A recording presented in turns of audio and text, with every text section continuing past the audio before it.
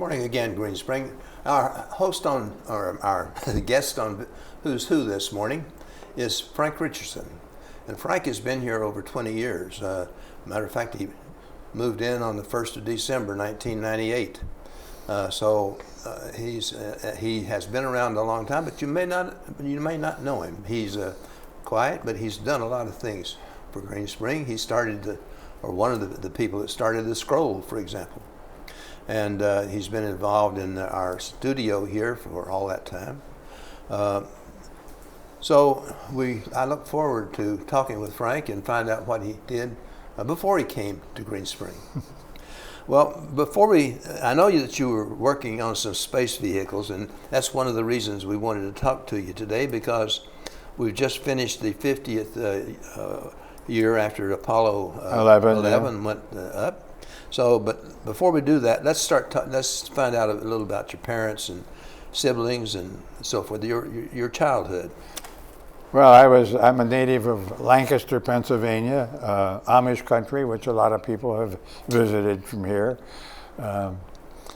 And I was an only child. My father was an orphan at a very early age, 12 years old, I think. Oh. He was orphaned, so I know nothing of my paternal grandparents. And I went to public schools in Lancaster,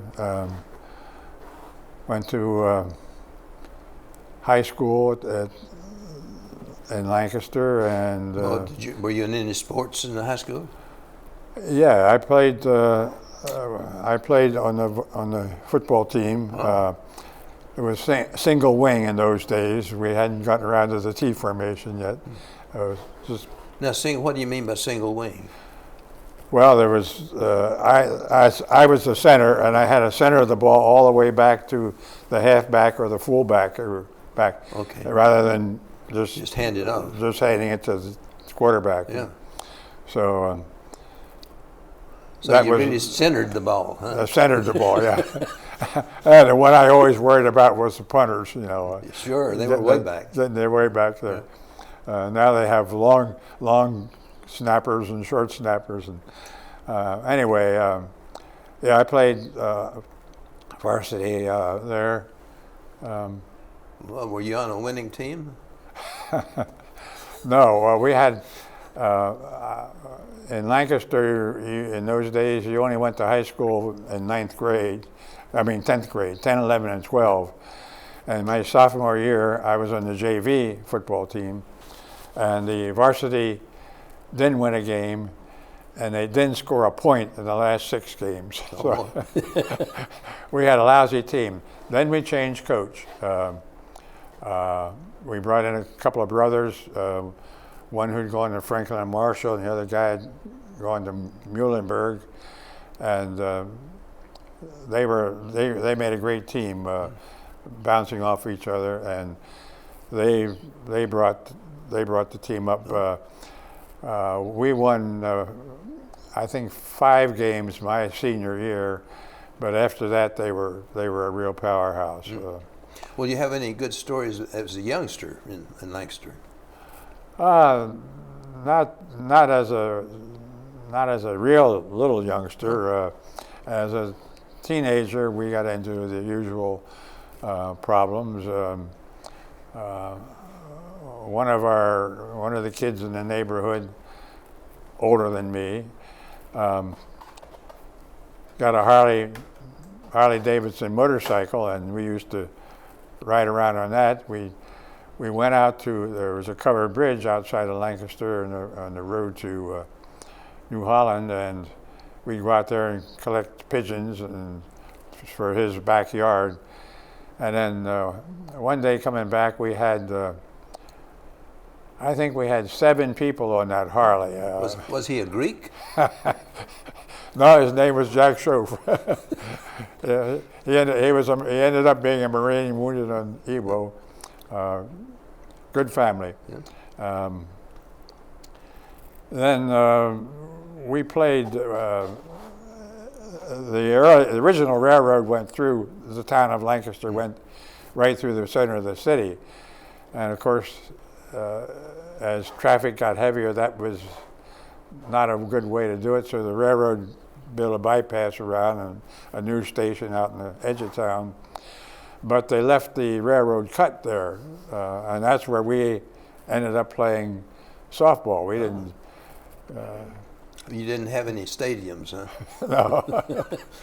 This is what you call sandlot? Well, it was gravel. Gravel. It was rough. And I'll bet it was. Gee. Yeah, and there were railroad cars there. We'd get there to play. You'd go to the bridge, you'd jump off the bridge onto the railroad car, and then climb down the ladder for the railroad car to get down to the playing field. So that's how you got to the field, huh? Yeah. Okay. But then there were warehouses on the right field side, and there was a gap between them where there was a low building. And if the ball got hit in the right direction, it landed in this low spot. So you had to go up there and you had to go around the building, climb up a range spout to get there to get the ball back. So I could, we only had one ball. So the right fielder not only had to be able to catch a ball, but if he didn't catch it, he had to be able. Oh no, the batter had to go for it. Oh, the batter had to go for it. Oh yeah, the batter had to go for it. Oh. So one night, this guy went up there, and I was young. I was the baby of the bunch. He got up there and he got the ball. He threw it down, but he said, "I'm afraid to go back down the rain spout." He said it was creaking when I came up. Why in the world the boy listened to me? I don't know, but I said, "Oh boy, climb up over that roof and come down the other side, the rain spout over that side." Well, he got up in the peak of the roof and he froze. So next thing you know, the fire department and the police are there to rescue this boy off the roof. So. Well, that sounds like a real fun game. Yes. Right? Well, what about college? Well, I graduated in '45, and from college? From high school. Oh. Graduated in high school in '45, and those days I was only 17, so I still had a year, a little bit of time before I would be draft eligible. So the scheme was get off and get a semester or so of college in beforehand, and of course that never. We dropped the bomb in August, and that was that was the end of that. So I got my degree in aeronautical engineering, and why'd you choose aeronautical engineering? I was an airplane nut when I was a kid. Did you build a lot of flying built a lot models? of flying models, and I was never wealthy enough to afford a gasoline powered. I had all rubber powered models. Yeah, me too. I built every flying model, well, almost every flying model in World War II of the planes. I don't think I did a B-17. I did a B-17 too. Yeah. Ah. Yeah. Yeah, I didn't do many of those. I was more strictly flying models. Oh. Okay. So you got your degree in aeronautics. Anything interesting that happened in Penn State? Not really. Now Penn State's now is about, the total is about 100,000 students with about 50,000 at the university. Yeah, well, we had about 5,000 when I first went there. And you went to the university itself? State College, yeah. State College. Yeah, University Park now. Did they have all the outlying then, or did that come later? No, that came later. A lot of those were teachers' colleges. That's what they were called, but they became part of the Penn State system. Well, during that time, I was a gymnast at West Point, and we came down to Penn State a couple of times and had meets, gym meets there, and the Penn State gymnasts were very good. Yes. I don't know whether we won or they won, but it was going to be a close one. I was probably there cheering for Penn State against I them. bet you were. Yeah, I enjoyed the gymnast. Gymnast, yeah. And okay, so you graduated in aeronautical engineering, and your first job, what did you? I went to Hagerstown, Maryland, worked with Fairchild to work on the C-119, the aerial delivery. And that's where I got into testing of aircraft. They came around. I was, of course, single, and they needed somebody to work the second shift for a special test on the landing gear of the 119. And so I qualified by virtue of being young and single. Yeah. But it got me into the whole test activity, and that's where I stayed. And at that time, the C-119 was the aircraft that was used to take the parachutist. Well, it was mostly a troop carrier aircraft. And aerial package delivery. We had aerial.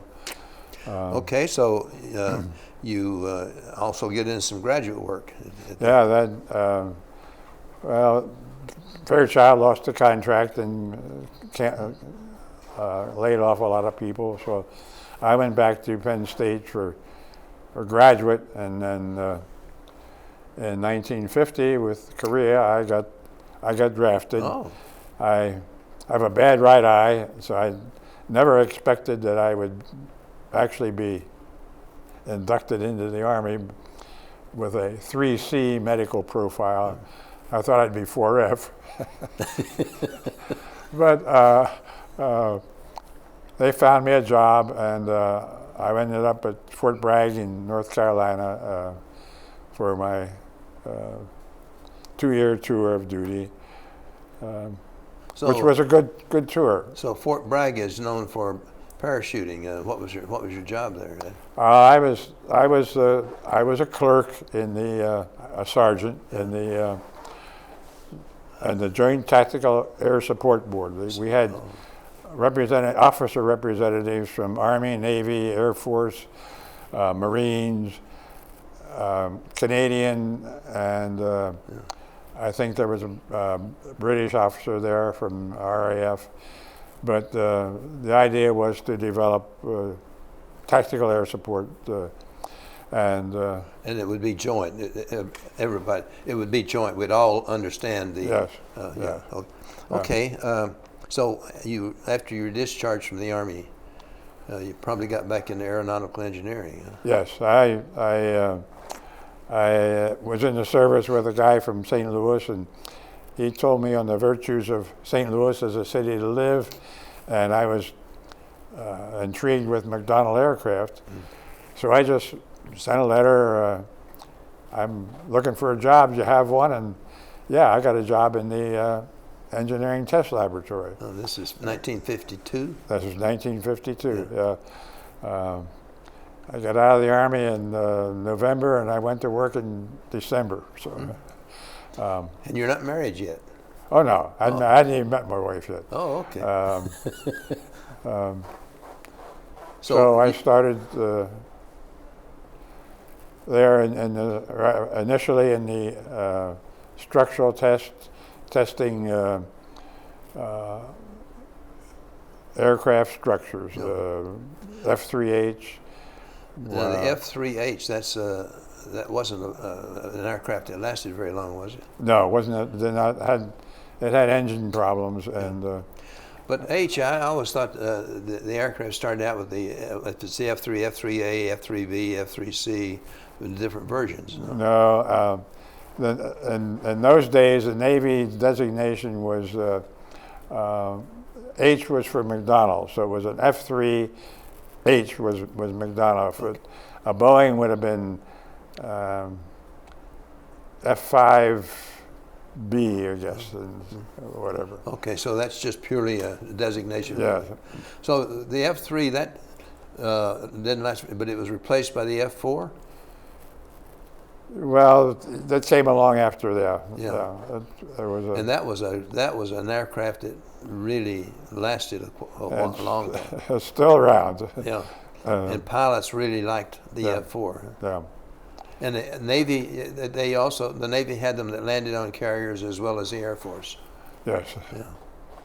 Well, now, just what kind of, we're talking about structural testing. Could you kind of describe a structural test? What do we mean? Well, we had a structural test aircraft, and it was there were certain anchor points where you tied this aircraft down, and then you, for instance, the wings where you wanted to get those Flutter loads onto the wings, and you glued pads onto the surface of the wing and distributed a load through a wiffle tree, I think we called it, that applied the design loads there, and you tested to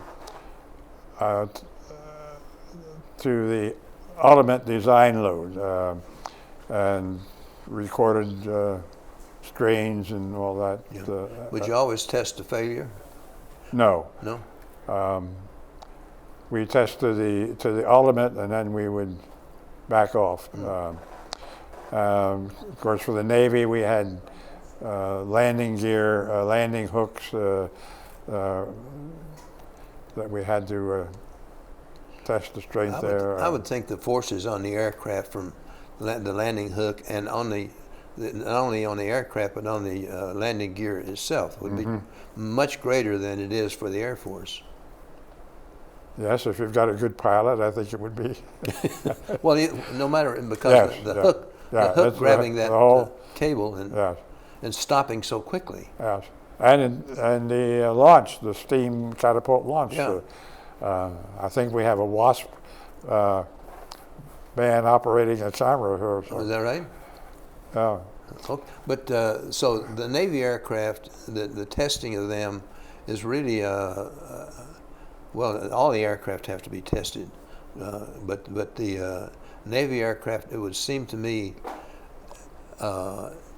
it has much more strenuous testing than the other aircraft. Is that?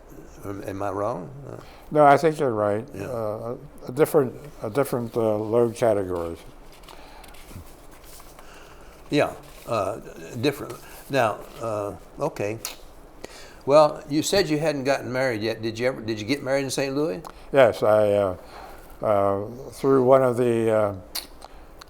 my co-workers, I was introduced to a young woman, Rosemary Kelly, who was a physical therapist. She had been a nurse and then got into physical therapy, and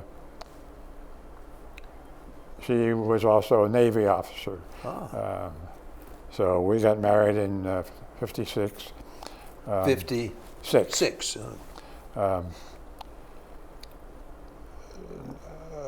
One of the stories I tell is Rosemary was an officer. I was a sergeant. Yeah. But you weren't a sergeant then. No. You were a civilian. She was still active in the reserve. But she was aware that you had been a sergeant. Yes. That's not the way we wanted it. We want it the other way around. But she had to get permission from the Navy to change her name. So the Navy said, okay, you can be Rosemary Richardson now instead of Rosemary Kelly. So we never had any children. That's another whole story. But you actually came to Green Spring with Rosemary. But yes. Let's talk about because after you got involved in the Apollo, or you got involved in the Mercury program first. Yes. We ran. Now, what is Mercury? Let's tell them what Mercury is. Well, Mercury was the first manned space capsule for the United States. That's the one John Glenn flew in. Yes, and I don't know if anybody's working the screen out there, but we do have a picture of the Mercury Redstone and Mercury Atlas. And I got into the life support systems. Yeah, they've got the picture up there now. Yeah. They've got into the life support systems testing, which was, we built a simulator that was the size of the capsule, but we had the capability through electric heaters and hot air to simulate the temperatures of re-entry. And this was the first, this is the simulator there on the screen now. And that's one of our test pilots climbing in there. We ran that through the entire simulated mission from pre-launch to touchdown. And we're doing this before we'd flown any of the vehicles, any capsules. And it must have been difficult to get the temperatures up high enough to. Yeah, it was a challenge.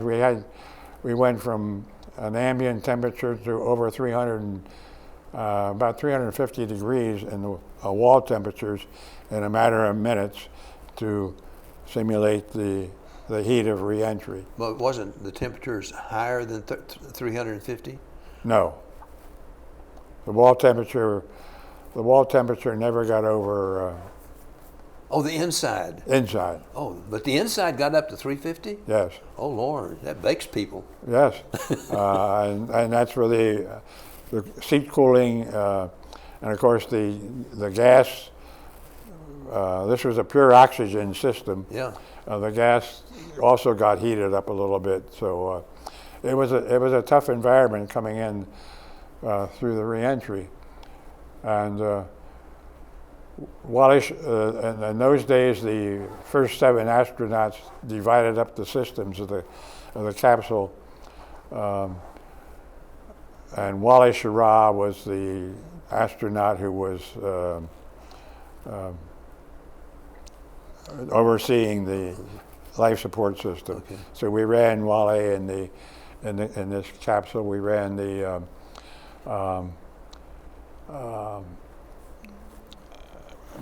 flight surgeon the flight surgeon says they're never going to fly on that thing anyway. Well, now I assume that you did the same kind of testing on Apollo. No, after the space, the Mercury, one of our tests on the Mercury capsule was of the animals that were going to fly. You know that it was a chimp was the first thing up. So Holloman Air Force Base had the veterinarians who brought in their animals, and because of this high temperature that coming in, they expected that the chimp couldn't withstand this, that he was going to be killed in the test. Yeah. And I had a young technician working for me, a boy named Kurt. He says, "We ain't killing no chimps in my chamber." So I went back to the vets and said, "How about if we work up a cooling system? You give us the word, and we'll cool the animal down." Okay. So he gave us the word. Bottom line is, we saved the chimp. Oh, good. I think that made a big impression on Holloman, and so they kind of touted our capabilities. Okay, let's move on to Apollo now. Okay. Because we're getting out of time. Yeah, we're running low. General Electric lost the contract a prime contract for Apollo, and they were given a reliability and quality assurance job. So they wanted, a headhunter came and got me, and I said, "Okay, I'll go to work." And I was in the reliability section. Of course, the big thing was the probability models that were built.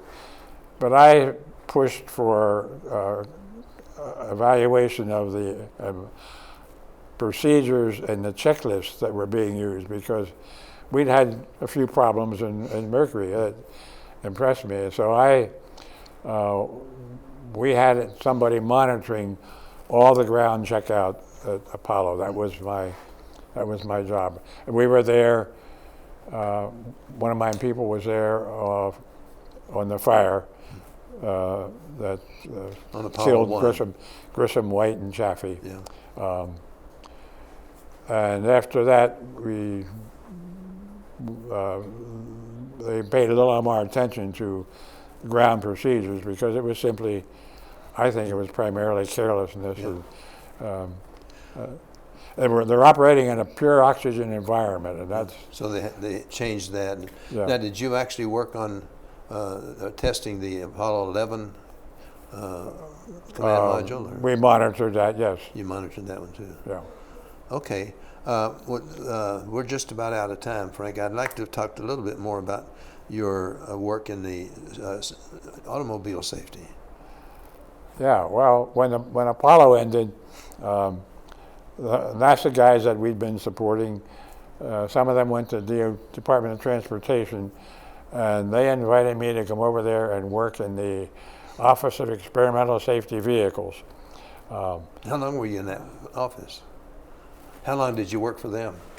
For that? Yeah. The last 20 years. Okay. So you got involved in the safety of a lot of different automobiles. And this is a national organization. National Highway Transportation Safety Administration, yeah, part of DOT. And we built a family sedan, and then the next project was to be a intermediate size car. I think it was 3,000 pounds we wanted. So I was the technical manager for the research safety vehicle built by Calspan with Chrysler Corporation. We took a Chrysler Simca and used it to introduce a number of safety features like pedestrian protection, and of course I wasn't very popular in the agency because everybody was pushing airbags, and I thought that was a little bit too much of a jump. So I had inflatable belts instead of an airbag.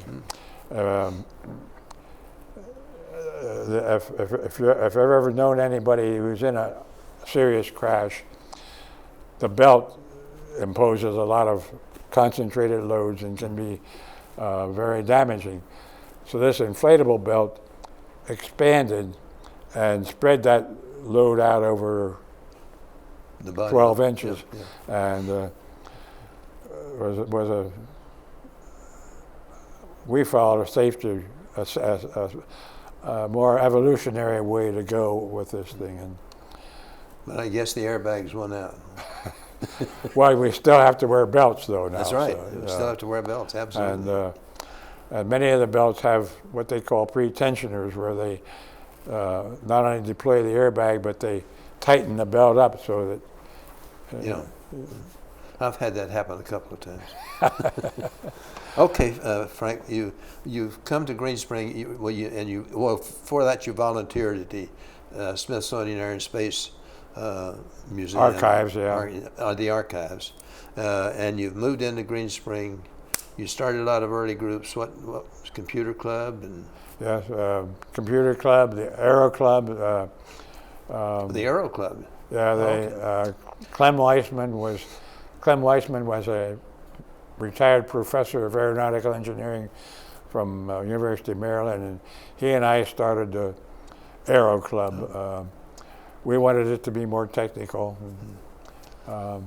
And of course, the Catholic community, You've been very heavily involved in that. And here at GSV-TV, you've been a mainstay now for 20 years, huh? Yeah, I thought I would be here for 6 months. But then Diane came in and she kept you, huh? No, Chip Hickey came. Is that it? Well, Frank, thank you very much for being a guest this morning. It's been a pleasure talking with you. Yeah. I'm sorry we don't have another 10 minutes or so to go. maybe 15 or 20. Maybe I can talk to Diane about making this show an hour instead of 30 minutes. No, we've exhausted, I think. You think we were exhausted, huh? Yeah. All right. Well, thank you very much for coming aboard. Thank you.